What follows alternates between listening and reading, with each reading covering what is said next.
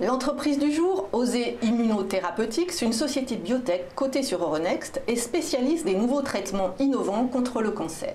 Avec nous ce matin sur le plateau de Direct Marché, son directeur général, Alexis Perrol, bonjour. Bonjour. Alors pour commencer, est-ce que vous pouvez nous faire un bref historique de cette société et de son activité assez technique? Bien sûr, donc Osée a été fondée en fait en 2012 autour d'un premier produit qui s'appelle Tedopi, qu'on développe aujourd'hui en phase 3 contre le cancer du poumon. Assez rapidement, nous avons souhaité, avec une des fondatrices, Dominique Costantini, renforcer notre activité de recherche. Et donc nous avons fusionné avec une biotech nantaise en 2016 pour devenir Osée Immunotherapeutics et nous focaliser à la fois sur l'immuno-oncologie, donc contre le cancer, et contre les maladies auto-immunes, avec une équipe qui est à la fois basée à Paris et à Nantes, où se trouve notre laboratoire de recherche, et 34 personnes qui aujourd'hui travaillent avec nous, avec un fort focus sur la recherche. Juste pour essayer d'être le plus didactique possible, est-ce que vous pouvez nous donner une définition de l'immunologie? Qu'est-ce que ce sont? En fait, l'immunothérapie, c'est l'utilisation du corps humain pour qu'il se défende mieux. Donc ça, c'est en immuno-oncologie contre le cancer. Ou à l'inverse, parfois, les défenses du corps humain s'excitent trop et il faut donc les bloquer. Et donc ça, c'est les maladies auto-immunes. Donc la particularité d'une biotech comme la nôtre, c'est que pour une même cible dans le corps humain, vous allez vouloir soit l'activer, soit la bloquer, soit dans le cancer, soit dans les maladies auto-immunes. Donc là, vous avez été nommé directeur général en avril. Est-ce qu'on peut avoir une idée de votre parcours? Est-ce que vous avez un parcours de médecin? Alors non, en revanche, j'ai beaucoup travaillé dans l'industrie pharmaceutique depuis mes débuts. Je suis diplômé de l'EDEC et j'ai aussi un MBA de l'Imperial College à Londres. Et j'ai travaillé à la fois pour Sanofi, donc au Japon, dans les pays de l'Est, toujours en finance ou en business développement, et puis pour Guerbet, en imagerie médicale, avant de rejoindre en fait Osée, quasiment à son démarrage en 2013. Alors justement, revenons à Osée. Est-ce que vous pouvez nous décrire un petit peu le business model? Comment ça marche? Une biotech ne vend pas les médicaments en direct, j'imagine. Alors, généralement, une biotech ne vend pas les médicaments en direct. Elle va travailler avec des laboratoires pharmaceutiques plus grands et plus importants qui vont pouvoir commercialiser ces médicaments. La force d'Osée Immunotherapeutics, c'est cette capacité, grâce à de très bons immunologistes que nous avons chez nous, à trouver des cibles d'intérêt, à faire de ces cibles des candidats médicaments, puis d'amener jusqu'au développement clinique ou préclinique et sur le chemin, trouver le bon laboratoire pharmaceutique qui va nous permettre d'aller plus vite sur plus d'indications et sur plus de territoires. C'est ce que nous faisons depuis la création d'Osée et ce que nous avons réussi à faire par 3 fois jusqu'à présent avec 3 partenaires différents. Juste avant de revenir à ces partenaires, combien il faut de temps entre le moment où on lance une recherche et le moment où débutent les essais cliniques? Alors, en fait, il faut entre 4 et 5 ans, à partir du moment où vous avez trouvé une cible d'intérêt, vous avez le moyen d'en faire, par exemple, un anticorps monoclonal.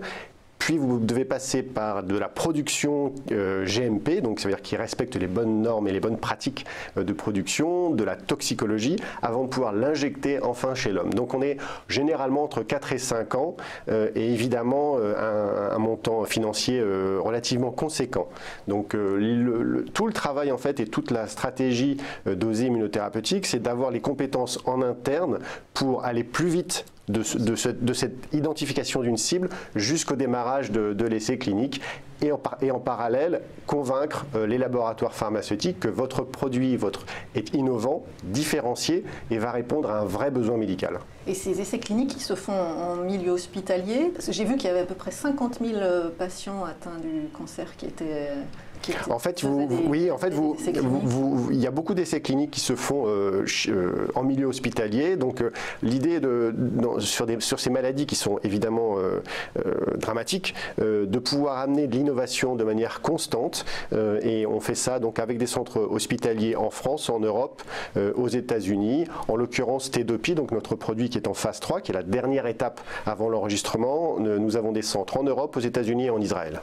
Et quand on réalise ces essai clinique, qu'on est patient, on signe une décharge? Bien sûr, vous signez en fait un consentement, donc on vous explique que vous allez avoir accès à un médicament qui est en cours de développement avec un potentiel bénéfice pour vous, et vous êtes au courant de tout ce qui se passe. Donc on est d'une industrie qui est très réglementée, qui permet à la fois d'innover, mais en même temps de préserver au maximum la santé du patient. Bon, alors revenons à ces grands laboratoires qui sont vos clients. Est-ce que d'abord ce sont les seuls clients et desquels on parle? Alors en fait c'est d'abord effectivement les premiers clients pour une biotech qui va avoir besoin de ce type de laboratoire pour se financer évidemment via les accords et les milestones et les revenus qu'on pourra toucher de ces laboratoires, et puis évidemment c'est eux qui vont pouvoir accélérer le développement et donner aux produits que nous avons trouvés la meilleure chance d'atteindre le marché et d'atteindre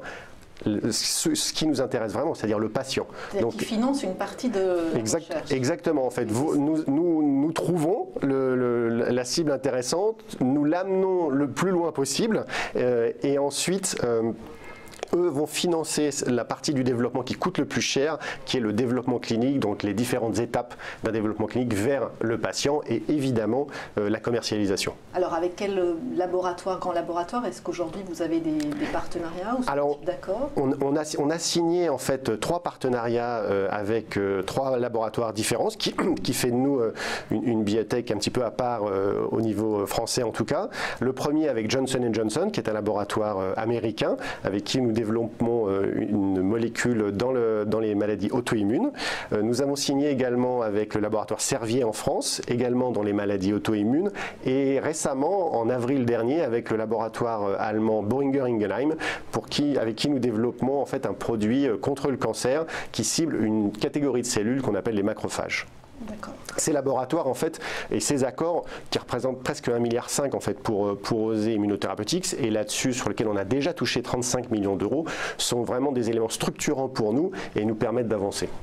Et alors quel type de produit vous avez aujourd'hui en portefeuille et pour quelle thérapie? Là vous nous avez un petit peu évoqué le cancer, c'est tout type de cancer ou c'est des cancers particuliers? Alors en fait on a le premier produit que nous avons qui s'appelle Tedopi est développé d'abord dans le cancer du poumon, puisque c'est une indication où vous avez énormément de patients et un besoin médical très fort. Nous comptons lancer également une autre étude clinique dans le cancer du pancréas avec ce même médicament.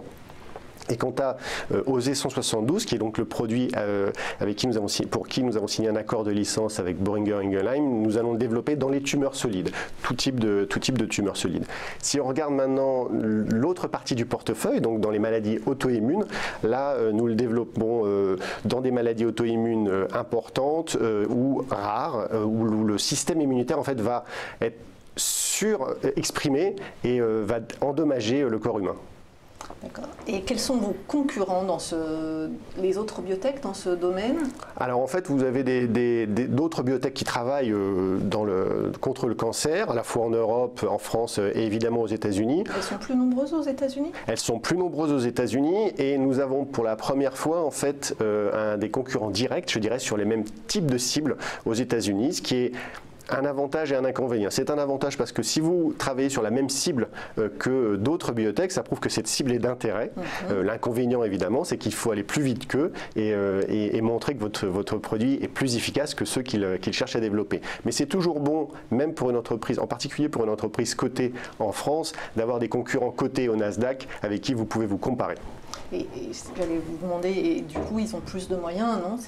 Alors effectivement, quand vous êtes aux États-Unis, vous avez accès à plus de capitaux, vous avez généralement, et en tout cas c'est le cas pour nous, une valorisation boursière qui est bien supérieure à celle qu'on peut avoir en France, à notre grand regret, mais ça fait partie du jeu. Donc il est important d'être présent aux États-Unis, c'est ce qu'on fait via des collaborations scientifiques, via notre étude clinique ou avec des centres américains et des rencontres régulières avec des investisseurs américains.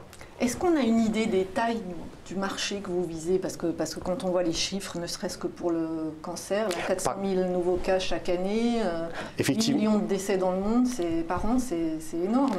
C'est évidemment une maladie très, très grave et très importante. Pour vous donner une idée, le cancer du poumon, avec notre produit Tedopi, nous ciblons 200 000 patients par an. Donc ça peut faire, en termes de chiffre d'affaires, un chiffre d'affaires de plusieurs milliards.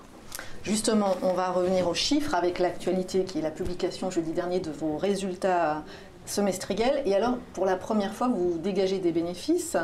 Ça veut dire que vous êtes très en avance sur le business plan. Et qu'est-ce que cela implique pour la suite? Alors effectivement, on a dégagé 21 millions de chiffre d'affaires et un bénéfice net de près de 9 millions d'euros. C'est évidemment très bon pour nous. C'est la résultante de nos accords avec les laboratoires pharmaceutiques, en particulier celui avec Boehringer Ingelheim. Pour nous, c'est... Outre la reconnaissance de la qualité de la science et de la qualité du travail de nos chercheurs vis-à-vis de notre recherche, vis-à-vis de ces laboratoires pharmaceutiques, c'est d'avoir des moyens financiers supplémentaires pour aller encore plus vite dans le développement de nouveaux projets, étendre notre portefeuille de produits, donc dérisquer notre portefeuille, et dans le futur, une fois que ces produits sont enregistrés, on l'espère, nous assurer d'avoir... des royautés qui tombent régulièrement. Ça vous assure un autofinancement finalement. Exactement. Grâce à d'emprunter, ni de faire appel au marché. Exactement. Une des caractéristiques d'Osé Immunotherapeutics, c'est que nous avons fait notre introduction en bourse en mars 2015. Depuis, nous n'avons pas eu besoin de lever d'argent à nouveau sur le marché, ce qui est plutôt bien pour les actionnaires. Et ça nous permet aujourd'hui d'avoir, avec le cash dont nous disposons, c'est-à-dire près de 19 millions d'euros, une vision jusqu'au deuxième semestre 2019, sans tenir compte des milestones que nous devrions recevoir sur 2018-2019 grâce à nos accords. Et alors justement, on en parlait un petit peu avant l'interview, quels sont vos projets de développement à terme? C'est de sortir 1 ou 2 produits par an issus de la recherche?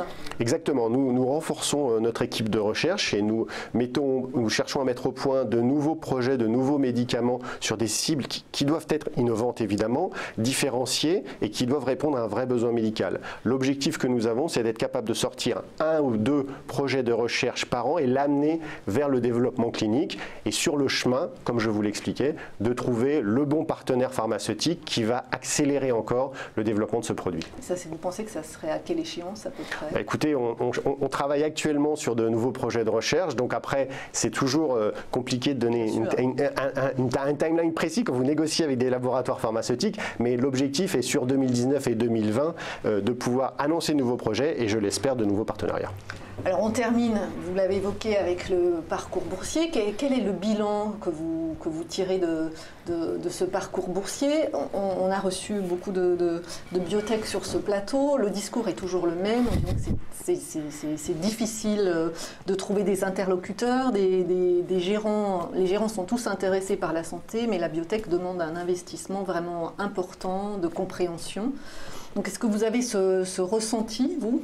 Alors la société est cotée depuis mars 2015. L'introduction en bourse nous a permis de trouver le financement pour la première phase clinique que nous voulions faire avec Tedopi, qui est en cours actuellement. Le parcours boursier d'Osé Immunotherapeutics a parfois été un peu chaotique, comme pour beaucoup de biotech récemment. Je vous coupe parce que je ne vous ai pas demandé, juste l'actionnariat, il est composé comment? Particulier, institutionnel? Alors en fait, on a 45% de la société qui est détenue par les fondateurs et le management qui ont fait quelque chose d'un petit peu atypique également sur les biotech listées sur la place parisienne. On a ensuite des fonds historiques et spécialisés et puis un actionnariat petit porteur autour de 25%. Donc, oui, exactement. Donc, parce que nous traitons des maladies qui touche finalement tout le monde. Donc vous êtes sur le cancer ou les maladies auto-immunes, on a tous envie, et c'est notre motivation première, de faire avancer ces produits. Donc pour revenir sur votre question et ce que vous disiez, effectivement, il y a un point fort qui est de communiquer, d'expliquer au mieux ce que nous faisons. C'est un sujet qui peut être un peu complexe de temps en temps. Donc c'est ce que nous faisons au quotidien et nous allons encore intensifier pour que la valeur de la société et son potentiel soient reconnus de la meilleure manière possible. Un sujet complexe mais qui mérite quand même qu'on s'y intéresse. Merci beaucoup Alexis Perrol, DG de Osé Immunotherapeutics. Merci.